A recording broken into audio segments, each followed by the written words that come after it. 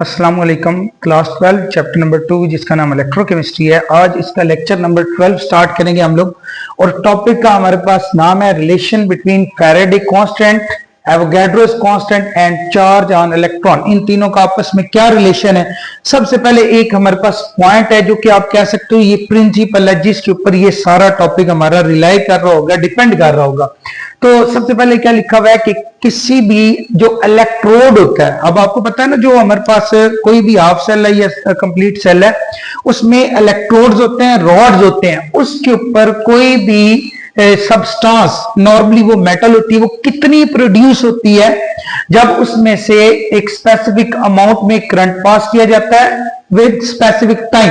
एक specific time interval के अंदर हम कितना करंट पास करके कितनी अमाउंट किसी भी सब्सटेंस की किस पे प्रोड्यूस कर रहे हो, इलेक्ट्रोड पे। तो ये सारे रिलेशन अभी हम इस टॉपिक में सीखेंगे कि कितना करंट पास होगा, कितना टाइम हमने वो करंट पास किया और कितनी अमाउंट उस इलेक्ट्रोड पे किसी भी सब्सटेंस की प्रोड्यूस हुई। इसके कुछ न्यूमेरिकल्स भी हैं, आज हम ये सीखेंगे। तो सबसे पहले क्या लिखा हुआ है, द क्वांटिटी मींस के amount of substance produce at N electrode.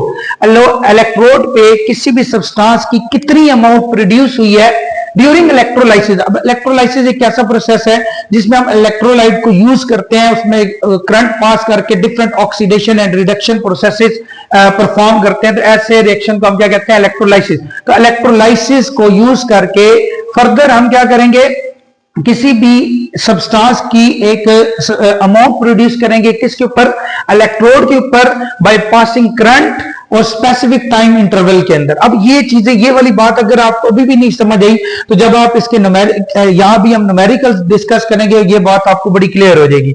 तो हमारे पास एक फॉर्मूला है क्यू हमारे पास चार्ज है और आई हमारे पास करंट है, टी टाइम है। तो करंट और टाइम का जो प्रोडक्ट होता है वो हमारे पास चार्ज है कि कितना चार्ज हमने प्रोवाइड किया किसी भी सब्सटेंस को। तो ये डिपेंड करता है करंट और जो हमारे पास टाइम है कि कितनी देर आपने करंट पास किया। अब इसी तरह से ये क्यू को एक्सप्लेन किया हुआ है, quantity of the charge, Q means charge. और ये चार्ज किसमें फाइंड करते हैं, कूलम के अंदर। इसको शॉर्ट फॉर्म में सी लिखा जाता है। आई जो है वो हमारे पास करंट है जिसको एम्पियर में नोट किया जाता है, ये इसके यूनिट जो है वो एम्पियर होता है। टी हमारे पास टाइम है और टाइम हम किस में मेजर करते होते हैं, सेकंड के अंदर। तो टाइम ऑफ इलेक्ट्रोलाइसिस, जो प्रोसेस आप करवा रहे हो वो कितने टाइम आपने करवाया, ये इस पे भी डिपेंड करेगा चार्ज की अमाउंट। तो charge is basically product of current and time, कि कितनी देर आपने कितना करंट पास किया है, इसको आप क्या कहोगे, चार्ज। और एक चीज यहां ये एक की पॉइंट बन जाता है कि एक इलेक्ट्रॉन पे चार्ज कितना होता है। तो charge on one electron is equal to 1.60217662 into 10⁻⁻19 को कूलम। इसको आप राउंड ऑफ करके 1.6022 भी लिख सकते हो। यहां 2 और इस सारे की जगह आप 2 लिख दो तो ये हमारे पास क्या बन जाएगा, एक इलेक्ट्रॉन के ऊपर कितना चार्ज होता है। चार्ज मतलब ये क्यू। तो एक इलेक्ट्रॉन पे चार्ज, ये आपने याद रखना, ये कांस्टेंट वैल्यू है, ये आपको खुद से याद होनी चाहिए, ये गिवन नहीं होगी। तो इसी तरह से अगर हमारे पास एक इलेक्ट्रॉन पे इतना चार्ज है तो 1 मोल ऑफ इलेक्ट्रॉन हो तो उस पर कितना चार्ज होगा। अगर एक इलेक्ट्रॉन पे 1.6022 इंटू 10⁻⁻19 कूलम है तो 1 मोल के अंदर 6.022 इंटू 10⁻23 क्या होते हैं, पार्टिकल्स होते हैं। यहां इलेक्ट्रॉन होंगे तो 1 mole of electron mean 6.022 into 10⁻23 जो कि एवोगैड्रोस नंबर है, उतने इसमें क्या होंगे, इलेक्ट्रॉन होंगे 1 मोल के अंदर। तो आपने क्या करना है, इस चार्ज को, अगर कितने हमारे पास इलेक्ट्रॉन्स हैं, 1 मोल का मतलब 6.022 इंटू 10⁻23, ये 1 मोल है। तो 1 मोल को आपने इसी चार्ज के साथ मल्टीप्लाई करना है तो ये हमारे पास टोटल चार्ज आ जाएगा 1 मोल ऑफ इलेक्ट्रॉन। कि हमारे पास 1 मोल ऑफ इलेक्ट्रॉन हो मींस के 6.022 इंटू 10⁻23 इलेक्ट्रॉन हो, उन पे टोटल चार्ज कितना होता है, 96485.3332। अब इसको भी राउंड ऑफ करके हम क्या नॉर्मली लिखते होते हैं 96, यहां 500 फर्दर लिख दिया जाता है, ये 485 को 500, तो 96500 भी राउंड ऑफ करके लिखा जाता है। और न्यूमेरिकल्स के अंदर हम इस वैल्यू की बजाय क्या यूज करेंगे, राउंड ऑफ वैल्यू करके।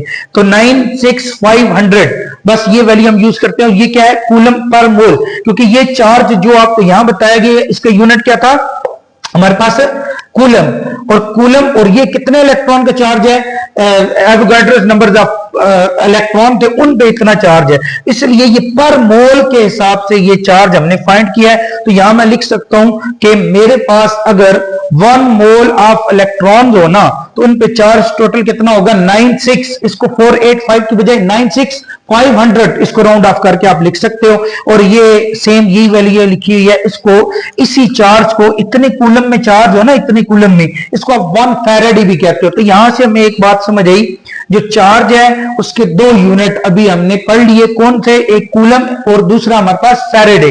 तो आपने ये बात याद रखनी है कि 1 फैराडे इज इक्वल टू 96,500। अब यही वैल्यू, सेम यही वैल्यू है, जस्ट इसको राउंड ऑफ किया हुआ है, 485 को राउंड ऑफ करके 500 लिखा गया। इसी वैल्यू को हम न्यूमेरिकल्स में यूज करेंगे।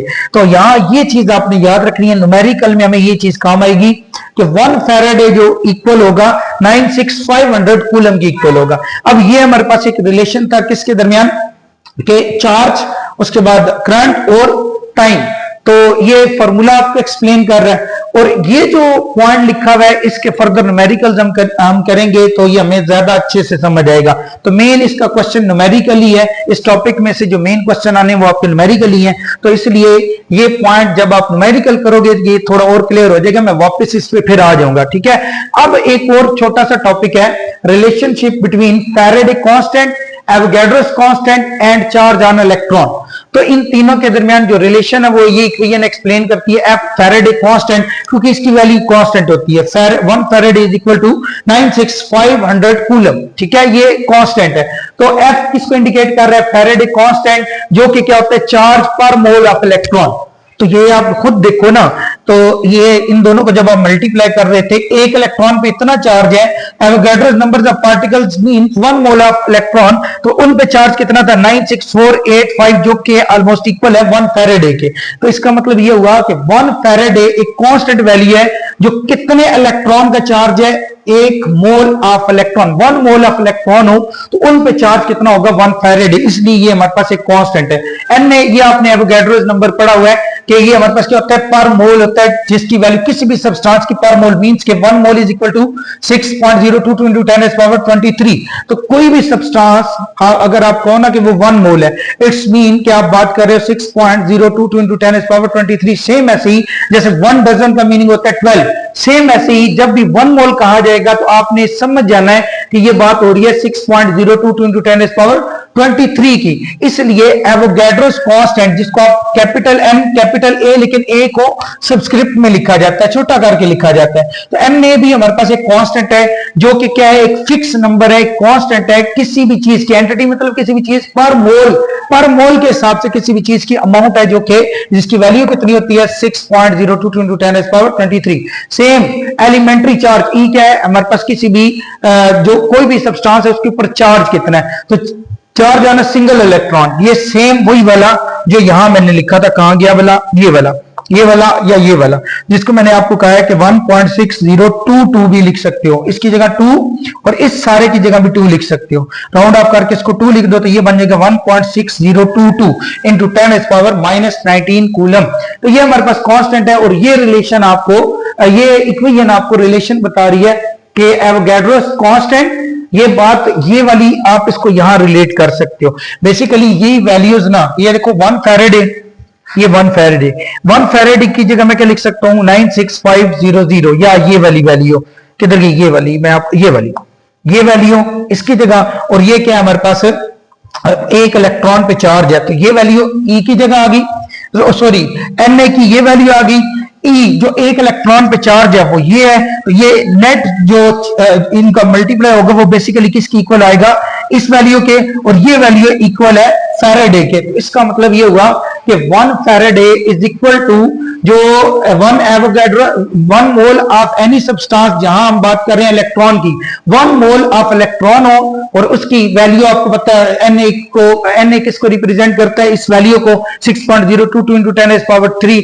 यहां ये वैल्यू पुट करोगे, ई मीन चार्ज ऑन इलेक्ट्रॉन, जो कि ये वैल्यू है, या इसको आप ये लिख सकते हो, तो इन दोनों को मल्टीप्लाई करोगे तो ये हमारे पास क्या आ जाएगा 1 फैराडे चार्ज। तो ये चार्ज का यूनिट फैराडे, तो इसीलिए वो कह रहा है कि ये हमारे पास जो फैराडे है वो किसकी इक्वल होगा, Avogadro's number multiply, dot mean multiply, आप इसकी जगह मल्टीप्लाई भी लिख सकते हो। अगर आपको ये कंफ्यूज कर रहा है तो इसकी जगह आप क्या लिख सकते हो, मल्टीप्लाई। तो एवोगैड्रोस नंबर जिसकी वैल्यू ये है, इसको आपने मल्टीप्लाई करना है, ई चार्ज ऑन 1 इलेक्ट्रॉन जिसकी वैल्यू ये है, तो ये इक्वल किसका आएगा, इसके, और ये चीज इक्वल है 1 फैराडे की, जो कि हमने यहां रिलेशन पढ़ लिया। तो ये सिंपल आपके पास यही चीज है। अगर जिसको ये समझ आ गई उसको ये समझ आ जाएगा, ये इक्वेशन समझ आ जाएगी, जिसको ये समझ आ गई उसको ये वाली बात समझ आ जाएगी। अब हमारे पास आगे ये चीज, ये जो मैं कह रहा था इससे रिलेट करती है।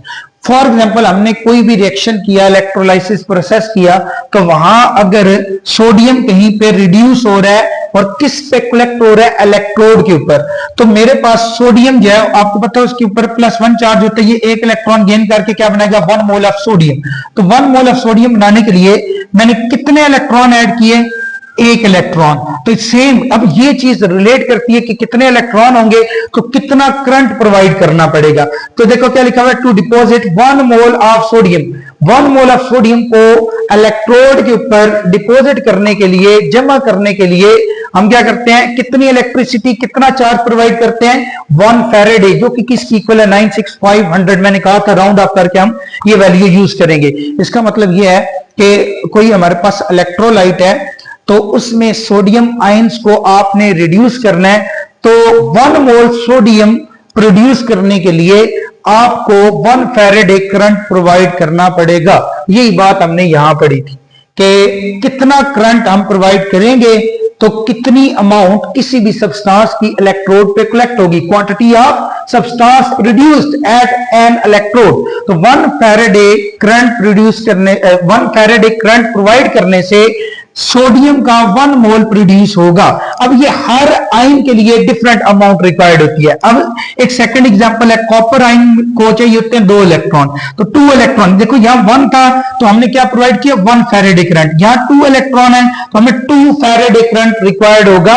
इसका मतलब ये होगा कि रिडक्शन करते हुए हम जितने इलेक्ट्रॉन ऐड करते हैं वही जो इलेक्ट्रॉन का कोफिशिएंट होता है उतने फैराडे करंट रिक्वायर्ड होता है। तो देखो यहां कितने इलेक्ट्रॉन है, 2 इलेक्ट्रॉन, तो हमें करंट कितना रिक्वायर्ड होगा, 2 फैराडे। अगर यहां एल्यूमिनियम होता तो यहां 3 इलेक्ट्रॉन हम ऐड करते, तो 3 फैराडे फिर करंट रिक्वायर्ड होता है to produce 1 mole of aluminium. चलो ये आगे एग्जांपल्स आएंगी तो इसको थोड़ा और अच्छे से अंडरस्टैंड कर लेंगे हम लोग। तो क्या लिखा हुआ है, to deposit 1 mole of copper. देखो ना ये कॉपर आयन है, इसमें मैंने 2 इलेक्ट्रॉन ऐड किए तो ये 1 मोल ऑफ कॉपर बना, कितना, 1 मोल, इधर 1 मोल ऑफ सोडियम, इधर 1 मोल ऑफ कॉपर। तो 1 मोल ऑफ कॉपर प्रोड्यूस करने के लिए इलेक्ट्रिसिटी मतलब चार्ज कितना चाहिए, 2 फैराडे, और ये 2 वैल्यू कहां से आएगी, जितने इलेक्ट्रॉन ऐड करेंगे। सेम ऐसे ही मैंने आपको एक और एग्जांपल दी है ताकि आपको ये बिल्कुल क्लियर हो जाए। अगर एल्यूमिनियम है तो एल्यूमिनियम आयन को एल्यूमिनियम मेटल में चेंज करने के लिए 3 इलेक्ट्रॉन रिक्वायर्ड होते हैं। तो 3 इलेक्ट्रॉन मतलब 3 faraday current will be provide to produce 1 mole of aluminium. तो 3 फैराडे करंट प्रोवाइड करना पड़ेगा 1 मोल एल्यूमिनियम को सिंथेसाइज करने के लिए। अब यही बात मैंने कहा ये इससे रिलेट कर रही है और यही बात फर्दर हम न्यूमेरिकल्स के अंदर यूज करेंगे और जितने भी न्यूमेरिकल्स हैं उनको हम सॉल्व करेंगे। तो सबसे पहले एक एग्जांपल दी हुई है 2.8 जिसमें ये गिवन डाटा है, मैस ऑफ जिंक वो कह रहा है आपने फाइंड करना है। तो हम मैस फाइंड कर सकते हैं कि कितना मैस इलेक्ट्रोड के ऊपर प्रोड्यूस होगा अगर हमें क्या बता दिया जाए, करंट और टाइम बता दिया जाए। जैसे कि करंट भी बताया हुआ है, करंट वो कह रहा है 0.01 एम्पियर, यही वाला करंट जिसको हमने आई पढ़ा था। फिर टाइम टी, इसका मतलब यहां से Q की वैल्यू फाइंड हो सकती है। अगर चार्ज हमें पता हो तो उसकी हेल्प से आप मोल्स फाइंड कर सकते हो, अगर मोल्स आपको पता हो तो उसकी हेल्प से आप मैस फाइंड कर सकते हो। तो यहां जरा ध्यान से देखो, इसको थोड़ा सा अंडरस्टैंड कर लो, फिर इसको हम इसका सोल्यूशन देखते हैं। तो हमने क्या फाइंड करना है, मैस। तो मैस फाइंड करने के लिए हमें मोल्स का पता होना चाहिए। अगर मोल्स फाइंड करने हैं तो उसके लिए हमें चार्ज पता होना चाहिए। चार्ज हमें पता होने के लिए क्या जरूरी है, करंट एंड टाइम, जो कि हमें दिया हुआ है। इसका मतलब ये होगा कि सबसे पहले हम आई जो कि करंट है इसकी हेल्प से और टाइम की हेल्प से हम क्या फाइंड करेंगे, चार्ज मींस के फैराडे में करंट। तो जब आपको, सॉरी करंट में कह रहा हूं चार्ज, जब आपको फैराडे के अंदर चार्ज की अमाउंट पता चल जाएगी, उस चार्ज की हेल्प से आप मोल्स फाइंड कर सकते हो। और मोल्स का रिलेशन ये हमने पढ़ा हुआ है कि अगर किसी भी सब्सटेंस का 1 मोल हो, वो 1 फैराडे करंट उसके लिए रिक्वायर्ड होता है, या 96500 कूलम करंट रिक्वायर्ड होता है। चलो ये हम देखते हैं तो आपको आइडिया हो जाएगा। तो ये हमारे पास गिवन डाटा है, इससे आगे फर्दर अभी हम सॉल्यूशन देखते हैं इसका। अच्छा बच्चों, ये हमारे पास गिवन डाटा था, इसका हमने यहां सॉल्यूशन लिखा। जैसे कि मैंने आपको बताया कि हमें करंट भी पता है और टाइम भी पता है। हमने फॉर्मूला क्या पढ़ा हुआ है, Q is equal to, Q means charge, I current multiply by time.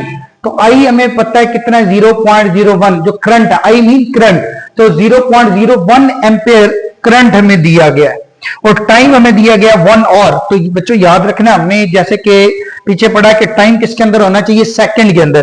तो 1 आवर को 60 से मल्टीप्लाई करोगे, ये मिनट्स बन जाएंगे। जैसे आपको पता है 1 आवर के अंदर 60 मिनट्स होते हैं, तो 60 मिनट्स को 60 से मल्टीप्लाई करोगे, ये सेकंड्स के अंदर चेंज हो जाएगा। इट्स मीन कि 1 आवर के अंदर 3600 सेकंड्स होते हैं। तो यहां हमें टाइम किस में चाहिए होगा, सेकंड्स के अंदर। तो सेकंड्स के अंदर टाइम दिया गया है, इसको आप मल्टीप्लाई करोगे, ये हमारे पास क्या आ जाएगा, Q चार्ज, जो कि 36 कूलम है। तो I मल्टीप्लाई बाय T, जहां पे करंट एम्पेयर में और टाइम सेकंड के अंदर हो, तो ये हमारे पास जो चार्ज का यूनिट मिलेगा हमें, वो क्या मिलेगा, कूलम। तो 36 कूलम्स हमारे पास चार्ज है। अब इसके बाद इसी चार्ज को जो कि कूलम के अंदर है, उसको हम फैराडे के अंदर चेंज करते होते हैं, ताकि हमें पता चल सके कि हमें कितना फैराडे में करंट प्रोवाइड करना पड़ेगा, कितनी अमाउंट प्रोड्यूस करने के लिए। इसीलिए जब भी कोई इससे रिलेटेड आपको न्यूमेरिकल दिया जाएगा, तो आपने सबसे पहले, जब आपको कूलम के अंदर चार्ज का पता चल जाए, क्यू की वैल्यू पता चल जाए, तो आपने उस चार्ज को जो कि कूलम के अंदर दिया गया है, उसको आपने चेंज करना है फैराडे के अंदर। अब यह बात हमने पढ़ी हुई है कि faraday 1 faraday is equal to 96500 coulomb. तो मैंने रेशियो बना ली इनकी। मैं यहां क्या करने लगा हूं कि अगर 36 कूलम हमारे पास चार्ज हो, तो उसको फैराडे में चेंज करेंगे, तो इतने 36 कूलम कितने फैराडे की इक्वल होता है। अब ये बात हमने पढ़ी हुई है कि फैराडे, इसकी रेशियो बना लो, फैराडे रेशियो कूलम, 1 फैराडे हो तो 96500 कूलम चार्ज होता है। ये बात फिक्स है, ये फॉर्मूला है हमारे पास, ये जो कि हमने पीछे पढ़ा है। अब हमारे पास हमने किस में चेंज करना है, फैराडे में। तो फैराडे के नीचे आप एक्स लिखोगे कि अननोन वैल्यू है, और कूलम, ये हमारे पास कूलम में चार्ज है। इस 36 को आप यहां पुट कर दो, इनको करो क्रॉस मल्टीप्लाई। तो 1 को 36 से मल्टीप्लाई करोगे 36, x को 96500 से मल्टीप्लाई करोगे तो 96500x, ये दोनों मल्टीप्लाई हो रहे हैं, इधर आके डिवाइड हो जाएगा। तो x की वैल्यू हमारे पास क्या आ गया, 3.7 इंटू 10⁻⁻4 फैराडे। अब ये दोनों जो ये हमारे पास क्या आ गया, x की वैल्यू, जो कि हमारे पास क्या है, चार्ज इन फैराडे, मींस के 36 कूलम हो, तो x की वैल्यू क्या होगी, 3.7 इंटू 10⁻⁻4 फैराडे। आसान अल्फाज में मैं ये कह सकता हूं कि अगर कूलम हमारे पास 96500 कूलम हो, तो फैराडे में चार्ज 1 होता है, लेकिन 36 कूलम हो तो फैराडे में चार्ज कितना होगा, 3.7 इंटू 10⁻⁻4 फैराडे। अब क्योंकि जो हमारे पास क्वेश्चन है ना, अगर आप क्वेश्चन को पढ़ोगे, अगर आप क्वेश्चन को पढ़ो तो क्वेश्चन के अंदर लिखा हुआ है, in the electrolysis of molten ZnCl। ZnCl के अंदर हमारे पास जिंक +2 की फॉर्म में एग्जिस्ट करेगा। आप क्वेश्चन पढ़ोगे तो ये बात आपको समझ आएगी। तो ZnCl2 के अंदर जिंक किस फॉर्म में प्रेजेंट है, Zn+2 की फॉर्म में। अगर किसी को ना समझ आए तो इसीलिए मैं ये बात कर रहा हूं कि ZnCl हमारे पास इसका सोल्यूशन है, मोल्टन फॉर्म में है। इसका मतलब Zn हमारे पास किस फॉर्म में होंगे, Zn+2 की फॉर्म में। अब मुझे बताओ, Zn आयन से आपने जिंक मेटल प्रोड्यूस करना, तो आपको कितने इलेक्ट्रॉन प्रोवाइड करने पड़ेंगे, 2 इलेक्ट्रॉन। अब ये 2 इलेक्ट्रॉन हमें बताएगा कि कितना फैराडे करंट प्रोवाइड करना पड़ेगा to produce 1 mole of zinc. तो 2 फैराडे, 2 इलेक्ट्रॉन मतलब 2 फैराडे करंट प्रोवाइड करना पड़ेगा to produce 1 mole of zinc. ये बात हमने यहां पढ़ी भी है, जैसे कि मैंने ये बताया था कि 1 इलेक्ट्रॉन ऐड कर रहे हैं तो इसका मतलब 1 faraday current is required to produce 1 mole of sodium. Same ऐसे 2 इलेक्ट्रॉन है, 2 इलेक्ट्रॉन का मतलब 2 Faraday current is required to produce 1 mole of copper. Same ऐसे ही 2 Faraday current is required to produce 1 mole of zinc.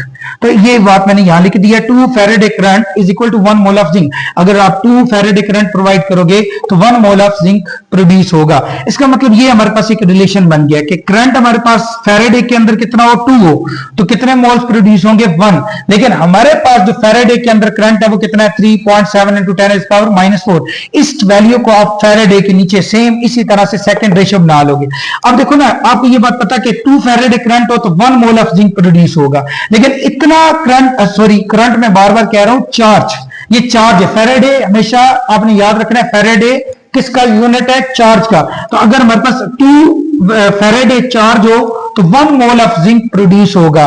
इसी तरह से हमारे पास अगर 3.7 इंटू 10⁻⁻⁴ फैराडे हो तो कितने मोल्स प्रोड्यूस होंगे, इसलिए मैंने इसको लिख दिया x। हमें नहीं पता तो हमने इसको क्या करना है, क्रॉस मल्टीप्लाई। 2 को x से मल्टीप्लाई करोगे 2x, इस वैल्यू को 1 से मल्टीप्लाई करोगे सेम वही वैल्यू हमारे पास आ जाएगी। अब देखो ये 2 मल्टीप्लाई हो रहा है तो दूसरी साइड पे जाके डिवाइड हो जाएगा।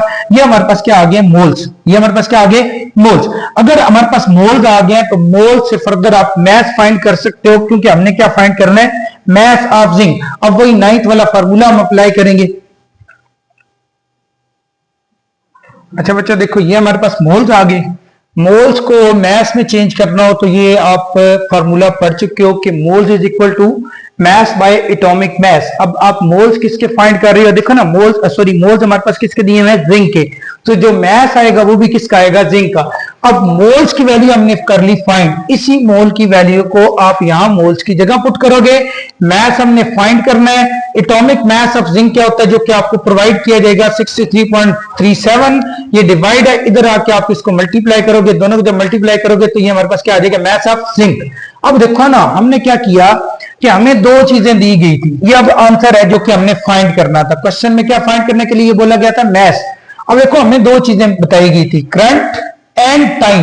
करंट की वैल्यू कितनी थी, 0.01 और 36 हमारे पास 1 और टाइम था जिसको हमने सेकंड के अंदर चेंज किया, ये 36 है। इन दोनों को मल्टीप्लाई कर दोगे, ये हमारे पास क्या आ जाएगा, चार्ज। लेकिन ये चार्ज आएगा कूलम के अंदर। तो मैंने आपको क्या बताया, अगर चार्ज कूलम के अंदर हो तो आपने सबसे पहले फैराडे में चेंज करना है। फैराडे में चेंज करने का तरीका यह है कि फैराडे और कूलम इसकी आपने रेशो बना लेनी है, और ये पहली रेशो आपको याद होनी चाहिए कि 1 faraday is equal to 96500 coulomb. अब हमारे पास कूलम में चार्ज है 36, इसलिए मैंने कूलम वाली साइड पे कूलम की वैल्यू पुट की है। और फैराडे में हमें नहीं पता कि अगर 36 कूलम हो तो कितने फैराडे होते हैं, इसलिए 36 के सामने मैंने रेशो किसकी बनाई है, एक्स लिखा है। इन दोनों को क्रॉस मल्टीप्लाई करोगे तो 96500 मल्टीप्लाई बाय एक्स, ये 36 को 1 से मल्टीप्लाई करोगे 36, और ये दोनों मल्टीप्लाई हो रहे हैं, डिवाइड करोगे तो x की वैल्यू आ जाएगी। और x की वैल्यू किसकी जगह आएगी, फैराडे में जो हमारे पास चार्ज होगा। इसका मतलब अगर 36 कूलम चार्ज हो तो फैराडे के अंदर वो चार्ज होता है 3.7 इंटू 10⁻⁻⁴ फैराडे। अब फैराडे में चेंज क्यों किया है, ताकि हमें पता चले जो इलेक्ट्रोलाइट में मेटल हमने कलेक्ट करना है इलेक्ट्रोड के ऊपर, उसको कितने इलेक्ट्रॉन चाहिए, और कितने इलेक्ट्रॉन जब हम ये पता चल जाएगा हमें कि कितने इलेक्ट्रॉन चाहिए, उससे आपको पता चलेगा कि फैराडे में कितना करंट चाहिए टू प्रोड्यूस 1 मोल।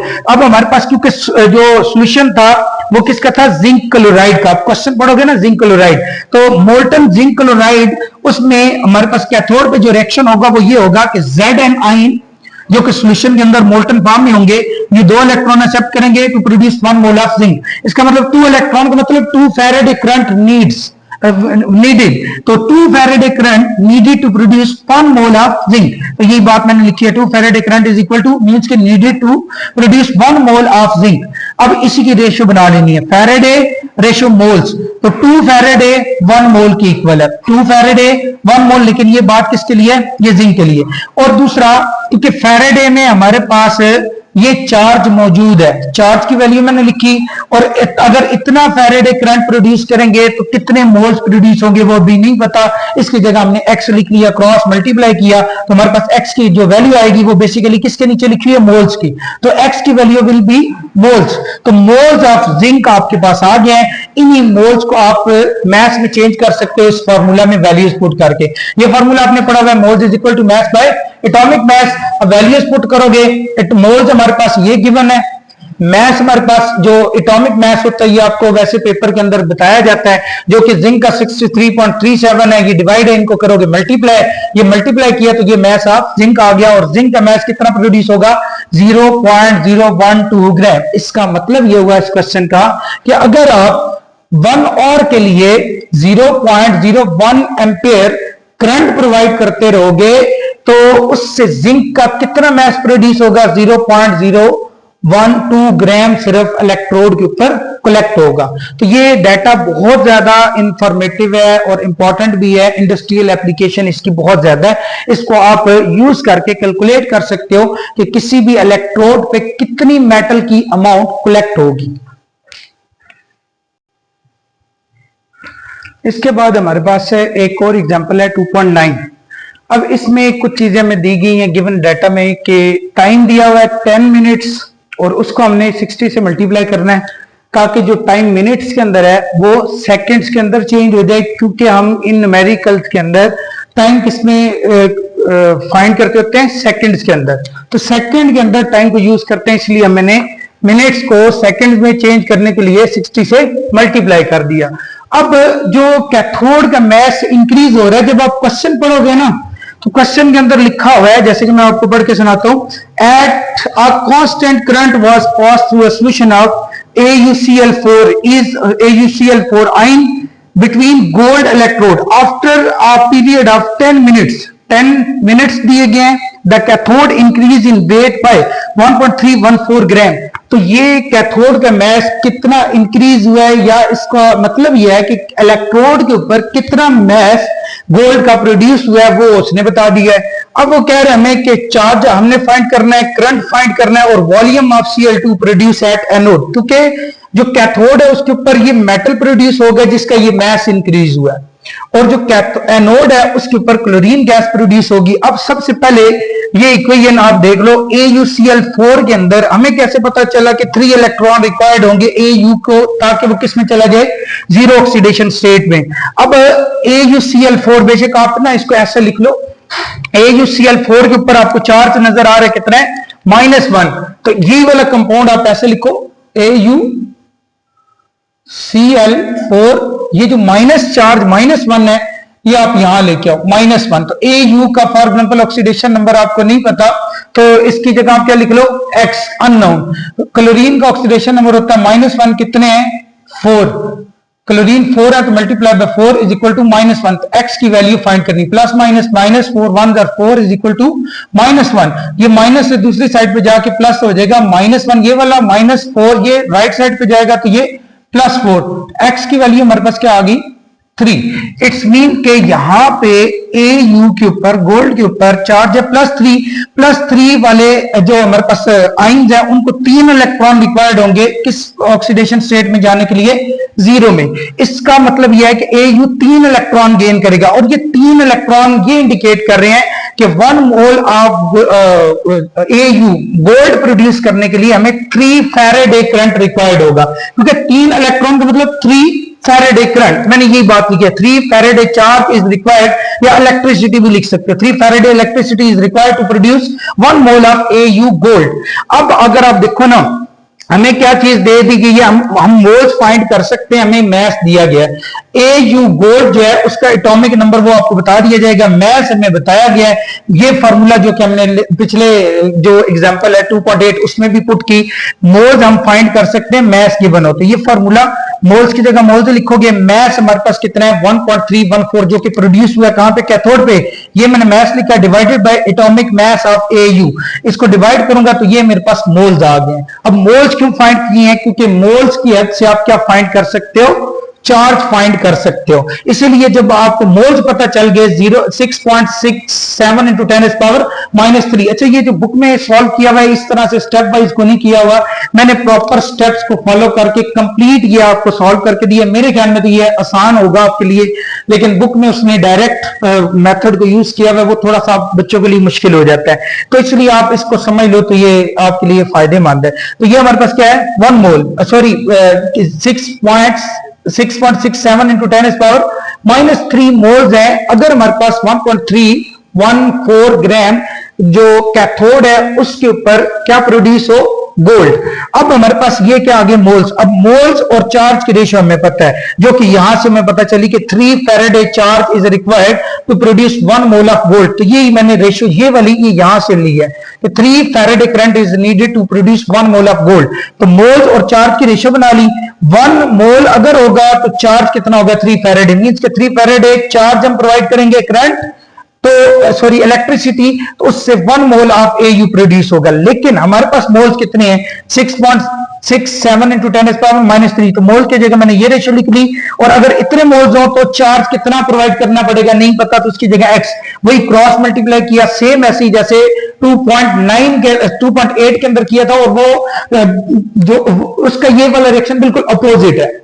मतलब आप बैक साइड पे जाओगे तो ये वापस आओगे, उसी क्वेश्चन को वापस लेके आओगे तो ये हमारे पास सेम मेथड इसमें हमने फॉलो किया हुआ है 2.9 में। जो किसको बैक फॉलो करना है आपने, 2.8 को। तो ये हमारे पास इनको क्या करोगे, क्रॉस मल्टीप्लाई, x को 1 से मल्टीप्लाई करोगे, x इस वैल्यू को 3 से मल्टीप्लाई करोगे तो हमारे पास क्या आ जाएगा, चार्ज फैराडे के अंदर 2 इंटू 10⁻⁻3। इट्स मीन कि अगर हमारे पास इतना फैराडे करंट हो तो इतने मोल्स एयू के प्रोड्यूस होंगे। अब इसी फैराडे करंट को, फिर मैं करंट कह रहा हूं, चार्ज को हम कूलम में चेंज करेंगे, क्योंकि कूलम में चार्ज अगर आपको पता हो तो हम करंट फाइंड कर सकते हैं, आई फाइंड कर सकते हैं। तो क्यू हमारे पास ये क्या आ गया, फैराडे के अंदर, यही हमने फाइंड करना था। अगर फैराडे के अंदर फाइंड करना है तो ये इसी को आप किसमें, कूलम में भी चेंज कर सकते हो कि क्यू की वैल्यू हमारे पास फिर 2 आ जाएगी। तो ये बेसिकली, बेशक आप लिख लो, ये हमारे पास क्या है, फैराडे, बेसिकली ये क्यू है, ये जो फाइंड करने के लिए बोला है चार्ज है। इसी चार्ज को हम किस में चेंज कर सकते हैं, कूलम। कूलम और फैराडे की रेशियो बनाओगे। कूलम आपको पता है, ये आपको याद होना चाहिए कि 1 faraday is equal to 96500 coulomb. अब देखो 1 फैराडे अगर इतने कूलम की इक्वल है तो हमारे पास फैराडे कितने हैं, 2 इंटू 10⁻⁻2। तो फैराडे के नीचे मैंने ये लिख लिया, अगर इतने फैराडे हो तो कूलम में चार्ज कितना होगा, अननोन है, इसके लिए मैंने क्या लिख दिया, x। क्रॉस मल्टीप्लाई करोगे, x को 1 से मल्टीप्लाई करोगे, x इन दोनों को मल्टीप्लाई करोगे तो हमारे पास क्या आंसर आएगा, 1930। ये भी हमारे पास क्या है, चार्ज है। ये भी हमारे पास Q है। ये क्या चीज है, ये Q भी चार्ज हमारे पास, और ये भी चार्ज है, लेकिन यहां चार्ज है कूलम में, यहां चार्ज है फैराडे के अंदर। तो क्यों हमने फाइंड कर लिया यहां तक। तो ये पार्ट हमारा यहां तक सॉल्व हो गया। अब आपने ये फॉर्मूला पढ़ा हुआ है, Q is equal to I multiply by T. अब देखो ना, Q हमने यहां फाइंड कर लिया, क्योंकि ये वैल्यू पुट करेंगे Q की, और I हमने फाइंड करना है, तो T टाइम हमें दिया गया है। देखो जरा इसी फॉर्मूले को मैंने चेंज किया, क्योंकि I फाइंड करना, I को इधर ही रहने दो, T को कर दो डिवाइड, तो Q divided by T is equal to I। I की वैल्यू हमने फाइंड करनी है, Q की वैल्यू आप कूलम वाली पुट करोगे, और टाइम सेकंड्स के अंदर जो कि हमने यहां लिखा हुआ है ये पुट करोगे, तो ये हमारे पास क्या आ जाएगा, I करंट। तो ये सेकंड पार्ट भी हमने यहां तक सॉल्व कर लिया है। और करंट का यूनिट क्या होता है, एम्पियर। अब ये वैल्यू आ रही है, अगर आप बुक में देखोगे तो ये लिखी है, इसको देखो ना 3.21, ये 6 से इसको राउंड ऑफ करो तो ये आता है 3.22। तो अप्रोक्सीमेटली ये वैल्यू एग्जैक्ट इसके इक्वल आ रही है। अब थर्ड पार्ट है, volume of chlorine produce at anode. Cathode पे गोल्ड प्रोड्यूस हो रहा था, जो कि कितना प्रोड्यूस हो रहा था, 1.314 ग्राम या इतने मोल्स प्रोड्यूस हो रहा था। अब हमने क्या करना है, क्योंकि एनोड पे रिएक्शन क्या हो रहा है पहले तो हमें ये पता होना चाहिए, क्योंकि यहां क्लोराइड आइन है to produce 1 mole of chlorine. देखो ना, ये जो क्लोराइड आइन है ये कितने इलेक्ट्रॉन लूज करेंगे, 1 क्लोराइड आइन 1 इलेक्ट्रॉन, 2 क्लोराइड आइन कितने इलेक्ट्रॉन लूज करेंगे, 2। इसलिए यहां -1 से 0 में जाने के लिए 1 क्लोराइड आइन 1 इलेक्ट्रॉन लूज करेगा, तो 2 क्लोराइड आइन कितना इलेक्ट्रॉन लूज करेंगे, 2। अब यहां से हमें एक रिलेशन पता चलेगा कि 2 इलेक्ट्रॉन का चेंज आ रहा है। 2 इलेक्ट्रॉन का चेंज का मतलब 2 Faraday charge. 2 Faraday charge is required to produce 1 mole of chlorine at anode. अब ये बात मैंने लिखी है 2 Faraday, 2 इलेक्ट्रॉन का मतलब 2 Faraday charge is required to produce 1 mole of chlorine. अब देखो ना ये रिलेशन हमें यहां से पता चल गया कि Faraday में चार्ज कितना हो 2 और मोल्स कितने प्रोड्यूस होंगे 1, लेकिन हमारे पास जो टोटल चार्ज था वो कितना था फेरेडे के अंदर 2 × 10⁻²। तो फेरेडे के साथ मैंने ये लिख लिया क्योंकि ओवरऑल हमारे पास चार्ज कितना है और वो हमें कहां से पता चला गोल्ड के मोल से। तो गोल्ड के मैस को यूज करके हमने मोल्स फाइंड किए और मोल से हमने चार्ज फाइंड किया और टोटल चार्ज हमारे पास इतना था। अब अगर इतना फेरेडे में चार्ज हो तो मोल्स क्लोरीन के कितना प्रोड्यूस होंगे x, इनको करोगे क्रॉस मल्टीप्लाई 2 को x से मल्टीप्लाई करोगे ये 2x और इसी तरह इस वैल्यू को इससे मल्टीप्लाई करोगे तो हमारे पास ये वैल्यू आ जाएगी, ये इसको डिवाइड करोगे तो ये हमारे पास क्या आ जाएंगे मोल्स। और ये किसके मोल्स है मोल्स ऑफ क्लोरीन। अब मोल्स ऑफ क्लोरीन को यूज करके आप क्या फाइंड कर सकते हो वॉल्यूम, और वो कैसे करेंगे। अच्छा जी ये हमारे पास क्या आ गए मोल्स किसके क्लोरीन के। अब मोल्स की हेल्प से आप वॉल्यूम कैसे फाइंड करोगे, ये देखो ना मोल्स भी हमें पता है। अब प्रेशर 1 atm ये कहां से आया, अगर आप क्वेश्चन को पढ़ोगे ना तो क्वेश्चन के अंदर लिखा हुआ है ये एनोड एट 1 atm प्रेशर भी दिया हुआ है एंड 25 डिग्री सेल्सियस टेम्परेचर भी दिया हुआ है, प्रेशर भी दिया हुआ है टेम्परेचर भी दिया हुआ है। अब आपको ये बात पता है कि जो टेम्परेचर होता है वो हम किस में कंसीडर करते हैं केल्विन के अंदर। तो 273 सेंटीग्रेड डिग्री सेल्सियस में ऐड करोगे तो ये हमारे पास टेम्परेचर केल्विन के अंदर आ जाएगा। और R एक जनरल गैस इक्वेशन कांस्टेंट है जिसकी वैल्यू क्या होती है 0.0821 atm डेसीमीटर क्यूब पर मोल पर केल्विन। अब ये वैल्यू कांस्टेंट है तो हमने V फाइंड करना है। तो ये एक इक्वेशन है जिसको आप क्या कहते हो general gas equation PV is equal to nRT, P pressure, V volume and numbers of moles, R general gas equation constant and T temperature। हमने फाइंड करना है V को इधर ही रहने दो, P को डिवाइड कर दो तो नया फार्मूला इससे क्या जनरेट हुआ V is equal to nRT divided by P। अब N की वैल्यू V दी हुई है वो मैंने पुट कर दी, R की वैल्यू B गिवन है, T की वैल्यू भी गिवन है और P प्रेशर वो भी वैल्यू गिवन है, इनको कर दो डिवाइड तो आपके पास वॉल्यूम आ जाएगा जो कि 0.245 डेसीमीटर क्यूब है। इसका मतलब ये हुआ कि अगर आप इन सारी चीजों के दरमियान रिलेशन देखो, किसके दरमियान चार्ज का रिलेशन, एवोगाड्रोस नंबर का रिलेशन और चार्ज ऑन इलेक्ट्रॉन, ये सारे रिलेशन इसके अंदर आते हैं कि मोल्स की हेल्प से आप मैस फाइंड कर सकते हो या मोल्स की हेल्प से आप चार्ज फाइंड कर सकते हो, इवन करंट फाइंड कर सकते हो। ये इन सारों का आपस में रिलेशन है। अगर एक चीज बताई जाए तो दूसरी हम फाइंड कर सकते हैं और अगर दूसरी चीज बताई जाए तो ये पहली वाली कोई भी जो वैल्यू होगी वो आप फाइंड कर सकते हो। तो ये एग्जाम पॉइंट ऑफ व्यू से एक इंतहाई इंपॉर्टेंट न्यूमेरिकल है। ये दो कौन से एग्जाम्पल 2.8 एंड 2.9